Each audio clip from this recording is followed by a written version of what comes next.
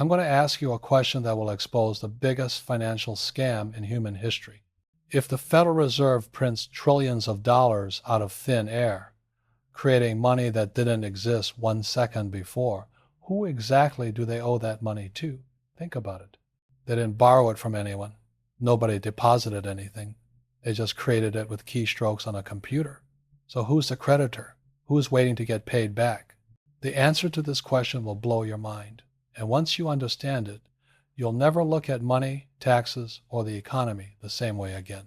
I'm Robert Kiyosaki, author of Rich Dad, Poor Dad, and for decades I've been teaching people about money and how the system really works. And this right here is the biggest secret they don't want you to know. Because when you understand who the Federal Reserve really owes money to, and more importantly, who owes money to them, you realize that the entire monetary system is designed as a wealth extraction machine. It's designed to transfer wealth from working people to the banking elite, and it's been running for over 100 years. Today, I'm going to break down exactly how this scam works, who profits from it, and why you've been lied to your entire life about how money is created. This is going to make you angry, but it's going to make you smarter, and knowledge is power. Let me start with something my rich dad taught me when I was young. He said, Robert, if you want to be rich, you need to understand the difference between real money and fake money. Real money is gold and silver. It has intrinsic value. It's been money for 5,000 years. You can't just create more of it by printing. Fake money is what we use today. Paper currency, digital dollars. Money that governments and central banks create out of nothing. In 1971, President Nixon took the United States off the gold standard. That was the moment the dollar stopped being real money and became fake money. Before 1971, every dollar was backed by gold. You could theoretically take your dollar to the bank and exchange it for actual gold. The dollar represented something real. After 1971, the dollar became what we call fiat currency. Fiat means by decree. The government simply declares that paper is money and you're forced to accept it. It has no backing.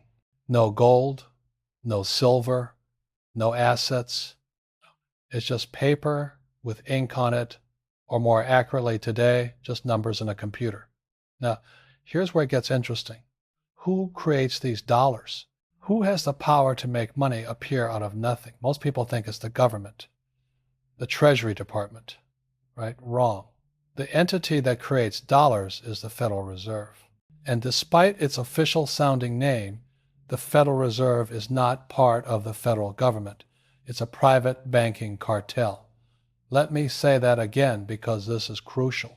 The Federal Reserve is a privately owned corporation controlled by banks. It was created in 1913 by the Federal Reserve Act, and it was designed by bankers, for bankers, to give them control over America's money supply. Here's how the ownership structure works. The Federal Reserve System consists of 12 regional Federal Reserve banks: New York, Chicago, San Francisco, and 9 others. Each of these regional banks is a private corporation. They have shareholders. And who are those shareholders? Commercial banks. J.P. Morgan Chase, Citibank, Bank of America, Goldman Sachs, Wells Fargo. These massive banks are literally shareholders in the Federal Reserve. They own it. They profit from it. And they control it through the board of directors they elect. Now, there's also the Board of Governors in Washington, D.C. 7 people appointed by the President and confirmed by the Senate. This creates the illusion of government oversight. But the real power lies with the regional Federal Reserve banks, which are private, and they're controlled by the commercial banks that own them. This structure was deliberately designed to confuse people, to make them think the Fed is a government institution when it's actually a private banking cartel operating with government protection. So when the Federal Reserve creates money, they're not a government agency serving the public interest. They're a private corporation serving the interests of the banks that own them. Now, let's talk about how money is actually created, because this is where the scam really becomes clear. Here's the process. The United States government needs money. Let's say Congress passes a budget that requires $5 trillion in spending, but tax revenue only brings in $4 trillion. they have a $1 trillion deficit. They need to borrow $1 trillion. So the Treasury Department issues bonds. These are IOUs. The government is promising to pay back the money with interest over time.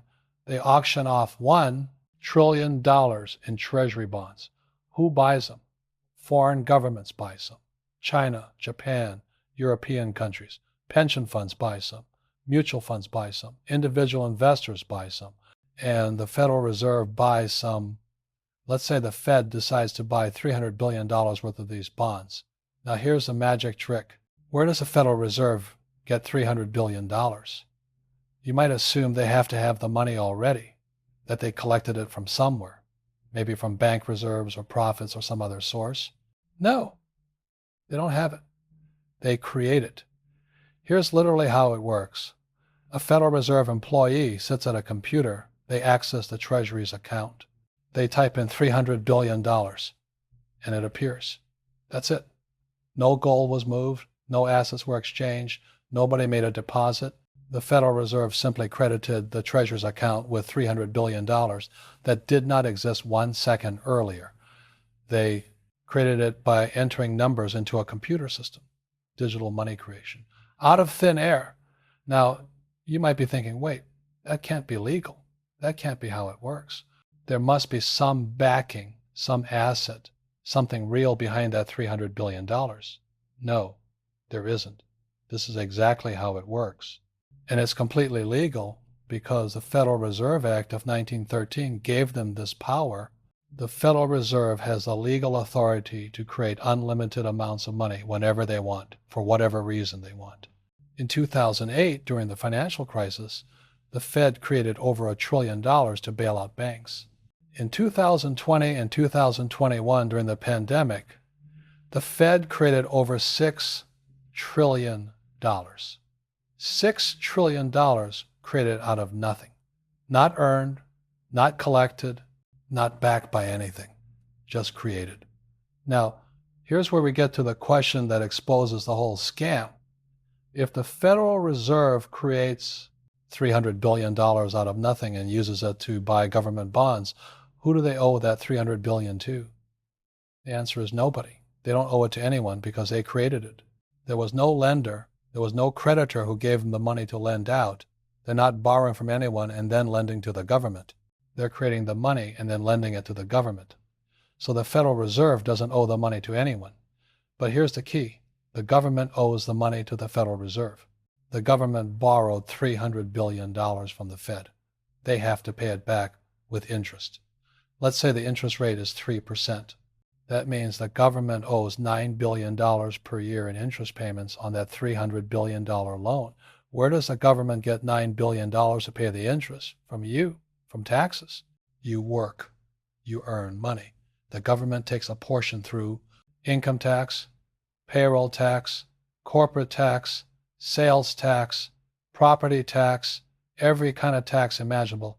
That tax money goes to the Treasury, and a massive portion of it goes right back out as interest payments on the national debt. In 2023, the United States government paid over $1 trillion in interest on the national debt. $1 trillion of your tax money went to paying interest to bondholders, and a huge chunk of those bondholders is the Federal Reserve. So let me trace the money flow for you so you can see exactly how this scam works. The Federal Reserve creates $300 billion out of nothing. Zero cost to them. They didn't earn it, mine it, or produce anything to get it. They use that $300 billion to buy Treasury bonds from the government. The government gets $300 billion to spend on whatever Congress authorized. That money circulates through the economy. It pays government employees. It funds programs. It goes to military contractors. It flows through society. But the government now owes $300 billion plus 3% interest annually to the Federal Reserve. Every year, the government has to pay $9 billion in interest. Where do they get it? Your taxes. The Federal Reserve collects $9 billion in interest on money they created from nothing. What do they do with that $9 billion? First, they pay their operating expenses, salaries, buildings, operations, maybe 1 billion. Second, they're required by law to pay a 6% annual dividend to their member banks, the commercial banks that own shares in the Fed. This is written into the Federal Reserve Act. Member banks get a guaranteed 6% return on their Fed shares, risk-free, no matter what happens to the economy. So another billion or so goes to private banks as dividends. Then the Federal Reserve keeps some for their capital reserves, and finally they send whatever's left over to the Treasury. In 2023, the Fed sent about $58 billion to the Treasury as their profit. But think about what that means. The Federal Reserve collected over $100 billion in interest on bonds they bought with money they created from nothing. They paid themselves first, they paid their member banks, they kept some for reserves, and they sent the leftovers back to the government. But the whole cycle started with them creating money out of thin air and charging the government interest on it. This is the wealth transfer mechanism. You work, the government taxes you. The tax money pays interest to the Federal Reserve profits, the banks that own the Federal Reserve get their dividends. Money flows from your labor to private banks through the mechanism of money creation and interest charges. This has been happening every single day since 1913. For over 100 years, wealth has been systematically transferred from working Americans to the banking system. And it's all perfectly legal because the banks wrote the law when they created the Federal Reserve. Now, let me tell you something that my rich dad explained to me that changed how I understood everything about money. He said, Robert, there are people who work for money, and there are people who print money. Which group do you want to be in? Most people work for money. They go to school, get a job, work 40 hours a week, and earn a paycheck. The government taxes that paycheck. They use what's left over to pay bills and hopefully save a little. These people are on the outside of the money system. They earn money through labor and exchange their time for dollars. But there's another group, the people who print money.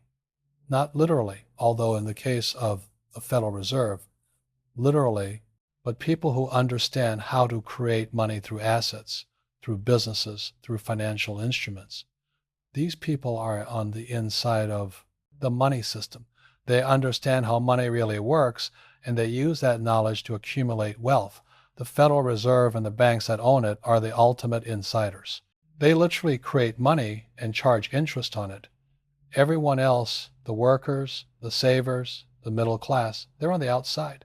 They work for money that the Fed creates, and they pay taxes that fund interest payments back to the banks. This is why my rich dad taught me to never save money, because when the Federal Reserve can create unlimited money, your savings lose value. Every time the Fed creates another $1 trillion, the dollars you save become worth less. That's inflation. Too much money chasing the same amount of goods. Your purchasing power decreases while the banks that created the money profit from the interest. Now let me explain something that most people never understand about the national debt, and this is crucial. The national debt can never be paid off. Not because politicians are irresponsible, though many are, but because the monetary system is mathematically designed to require permanent, ever-growing debt. Let me explain the math. Every dollar in existence was created by the Federal Reserve buying debt, mostly government debt, but also corporate debt and mortgage-backed securities. When the Fed buys a treasury bond, they create dollars. Those dollars enter circulation. That's how new money enters the economy, which means every dollar in existence represents debt that someone owes to the Federal Reserve or to the banking system. If you add up all the dollars in circulation, checking accounts, savings accounts, physical cash, all of it, that number roughly equals the total debt in the system. Now, imagine the government decided to pay off the entire national debt. They would have to collect $36 trillion through taxes or other revenue. They would take those $36 trillion and give them back to the bondholders to pay off the bonds. When the Federal Reserve receives dollars in payment of bonds, those dollars are destroyed. They disappear from the money supply. Why? Because dollars are created when the Fed buys bonds. Paying off bonds reverses the transaction. The dollars cease to exist. So if the government paid off all $36 trillion of national debt, $36 trillion would be removed from circulation and destroyed. But $36 trillion is roughly the entire money supply of the United States. If you destroyed that much money, there would be no money left in the economy, no dollars to pay workers, no dollars to buy groceries, no dollars in bank accounts. The economy would collapse instantly. This is why the national debt has increased every single year since World War II, with only brief exceptions. The debt cannot be paid off without destroying the money supply. As the economy grows, you need more money in circulation. The only way to create more money in this system is for someone to go into debt. Usually it's the government borrowing from the Federal Reserve, which creates new money. The system is designed to require perpetually increasing debt. It's not a flaw. It's the fundamental feature of how our monetary system works. But here's where it gets even more diabolical. The interest on the debt is never created when the loan is made. Let me explain. The Federal Reserve creates $500 billion and lends it to the government by buying treasury bonds. The government owes $500 billion in principal plus, let's say, 3% interest. That's $15 billion per year in interest. But only $500 billion was created. The $15 billion needed to pay the interest was never created. So where does the $15 billion come from? It has to come from dollars that already exist in circulation, which means someone else has to borrow money to create those dollars, or the government has to borrow even more, which creates even more interest, which requires even more borrowing. It's a mathematical trap. Every time money is created, more debt is created than money exists to pay it back. If the Fed creates $500 billion in principal, but the total debt, including interest, is $515 billion, there's a $15 billion shortfall. That shortfall can only be filled by creating more debt, which creates more interest, which creates a bigger shortfall. The debt grows exponentially faster than the money supply because interest is never created along with principal. This is why the national debt is $36 trillion and growing by $2 trillion per year, even though the government collects almost $5 trillion in taxes annually. The math doesn't work. It's not designed to work. The system is engineered to create unpayable debt that generates permanent interest payments to the banking system. Now, let me tell you about some presidents who understood this scam and tried to stop it. Their stories are instructive. Andrew Jackson, 7th President of the United States, hated central banks. He called them dens of vipers and thieves. In 1835, Jackson did something no president has done since. He paid off the entire national debt. How did he do it? He refused to renew the charter of the Second Bank of the United States, which was the central bank at that time. Without a central bank creating debt-based money, Jackson was able to use revenue from land sales and tariffs to pay off all government debt. For a brief moment, America had zero national debt, the only time in our history. But what happened next? The Panic of 1837, a massive economic depression. Why? Because without new debt being created, the money supply contracted. The economy collapsed. Jackson's experiment proved something important. In a debt-based monetary system, you cannot eliminate debt without eliminating money. Abraham Lincoln faced a similar problem during the Civil War. He needed money to fund the war, but he didn't want to borrow from banks at high interest rates. So Lincoln did something radical. He issued greenbacks. These were United States notes printed directly by the Treasury with no debt attached. They weren't borrowed from banks. They were created by the government to fund the war. Debt-free money. Lincoln issued $450 million in greenbacks. They helped fund the Union victory. But after Lincoln's assassination, the greenbacks were phased out. We went back to a banking system where money had to be borrowed into existence. In 1963, John F. Kennedy signed Executive Order 11110. This order authorized the Treasury to issue silver certificates, bypassing the Federal Reserve. Kennedy wanted to return to a system where the government could create money directly without borrowing it from private banks. $4 billion in United States notes were printed. They said United States note instead of Federal Reserve note at the top. They were debt-free money created by the government, not the Fed. 5 months after signing that executive order, Kennedy was assassinated in Dallas. Lyndon Johnson became president. One of his first acts was to halt the issuance of United States notes. The $4 billion had been printed were quietly removed from circulation.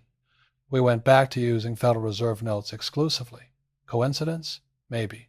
But it's a fact that every president who seriously challenged the Federal Reserve's monopoly on money creation either failed or met a violent end. James Garfield, 20th president, spoke publicly about the danger of private control over money. He said, and I quote, "Whoever controls a volume of money in any country is absolute master of all industry and commerce." He was assassinated within months of making those statements. Now, I'm not saying there's a conspiracy. I'm just presenting historical facts. You can draw your own conclusions, but the pattern is clear. The Federal Reserve's power has remained intact for over 100 years, and anyone who seriously challenged it faced serious consequences. So let's come back to the original question with full understanding now. If the Federal Reserve prints money out of thin air, who do they owe it to? The answer, nobody. The Federal Reserve doesn't owe the money to anyone because they created it. There is no lender. There is no creditor waiting to be repaid. But the government owes the money to the Federal Reserve. That's the trick. The Fed creates money by buying government bonds. The government receives the money but now owes the Fed the principal plus interest. And the Federal Reserve is owned by private banks. So the chain of debt flows like this. The Federal Reserve, owned by private banks, creates money from nothing and lends it to the government. The government owes the Fed, principal plus interest. The government collects taxes from you to pay that interest. Your tax dollars pay interest to a private banking cartel on money that was created from nothing. The Federal Reserve doesn't owe anyone, but everyone owes the Federal Reserve. Every dollar in your wallet is a Federal Reserve note. It's a debt instrument. You're literally holding evidence of debt, and that debt can never be fully repaid because if it were, there would be no money left in circulation. This is the greatest scam in financial history, and it's hiding in plain sight. Now, what can you do about this? You can't change the Federal Reserve. You can't change the monetary system. You're not going to overthrow a 100-year-old banking cartel. But you can protect yourself. You can play the game smarter. This is what I teach in my books and seminars. Financial education, understanding how money really works so you can position yourself on the right side of the wealth transfer. Here's what I do. I don't save dollars. Why would I save something that the Federal Reserve can create unlimited amounts of? Instead, I invest in real assets. Real estate, businesses, gold, silver, things that have intrinsic value that can't be created out of thin air. When the Federal Reserve creates trillions of dollars, those dollars chase the same amount of real assets, which means the price of real assets goes up.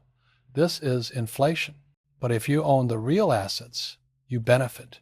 Your real estate increases in value, your gold increases in price, your businesses generate more revenue. You're on the inside of the money creation game instead of on the outside. I also use debt strategically.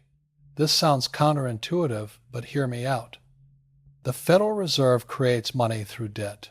The banking system profits from debt. So instead of being the victim of their debt, become the user of debt.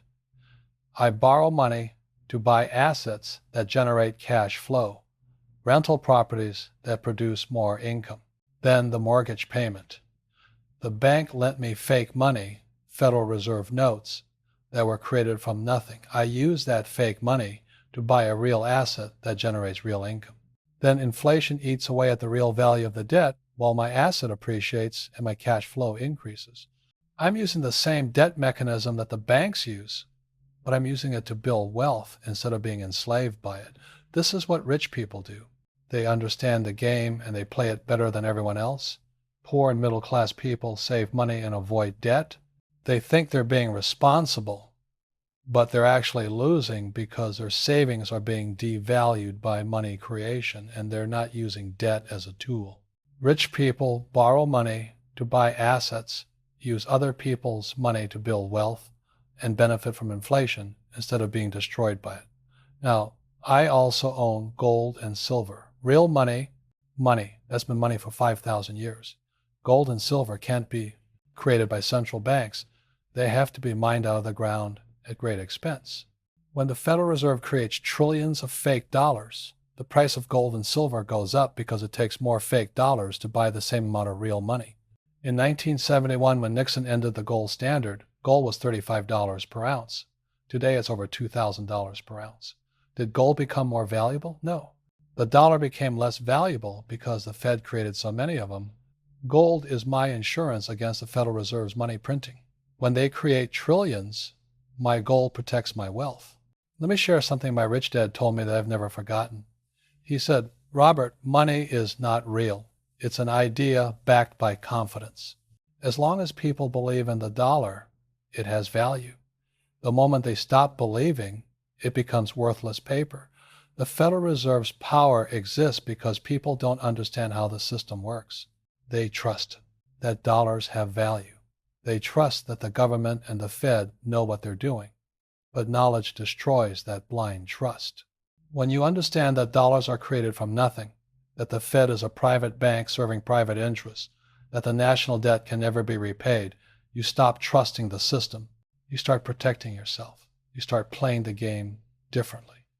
This is why financial education is the most important education you can get. Not the education they teach you in school about getting a job and saving money in a 401k. Real financial education. Understanding how money is created, understanding how taxes work, understanding how to use debt and assets to build wealth. The system is designed to keep you working for money while the people who create money get richer.